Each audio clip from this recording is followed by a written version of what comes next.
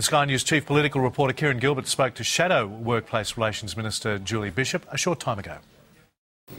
Julie Bishop, thanks for your time today. Thanks, Kieran. Can I start by asking you about your response to Labor's amendments? Are you pleased that they've given, for example, the mining industry greater flexibility on those interim agreements? Well, last night we witnessed an extraordinary development in the Senate. Labor voted to retain the Work Choices Unfair Dismissal laws.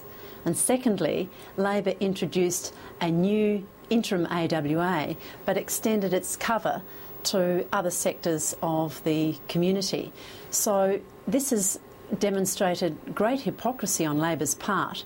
They campaigned for over a year about the Work Choices Unfair Dismissal laws, and given the opportunity last evening to end them, they voted to retain them. Before we go further on the unfair dismissal laws, just on the interim agreements, those individual contracts for the mining sector, you come from WA, you've been an advocate for them. You must be pleased that Labor's shown some flexibility on that front. I welcome the move because the Senate inquiry took evidence that showed the construction and mining sector particularly would be adversely affected by Labor's new industrial relations laws.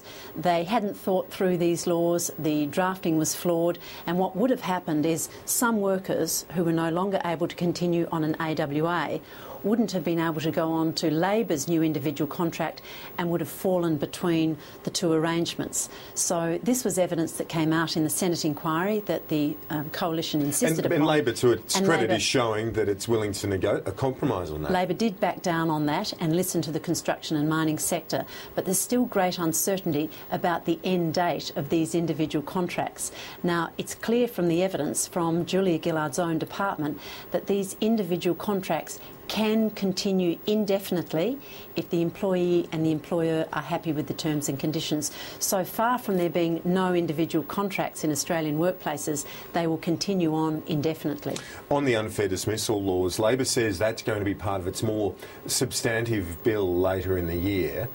And don't you welcome the fact that Labor's giving it a bit more time to work out the exact implementation procedure? I welcome the fact that Labor recognises that the Work Choice Unfair Dismissal laws are creating job opportunities. That's why they didn't take the opportunity last night to introduce what would have effectively been their laws. The Democrats put up a very simple one-page amendment that would have seen Labor's unfair dismissal laws introduced. They voted against the Democrats' amendment, thereby voting to retain the Work Choices Unfair Dismissal laws. Labor would argue that they're giving business more time to, I suppose, adapt to their framework and giving themselves more time to get it right. Isn't that the best way to go about it, the prudent way to go about it? Julia Gillard has spent the last 12 months demonising employers, and she said it in the House the other day, that the Work Choices Unfair Dismissal laws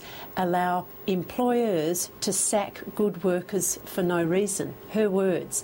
And yet, if these laws are so bad, why did her party vote to retain the Work Choices Unfair Dismissal laws last night?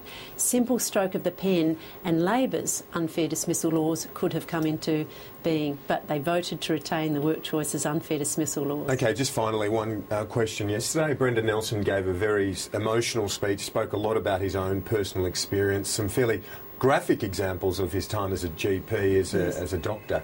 What did you make of his speech? Do you think he pulled it off, or was it too much? It was a very good speech. Brendan spoke about who he is. The Australian public want to know who's the leader of the opposition.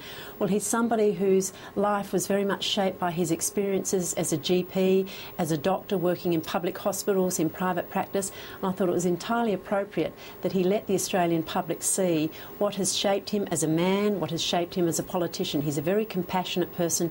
He understands the concerns of Australians in their everyday lives. Julie Bishop, thanks for your time. Thank you.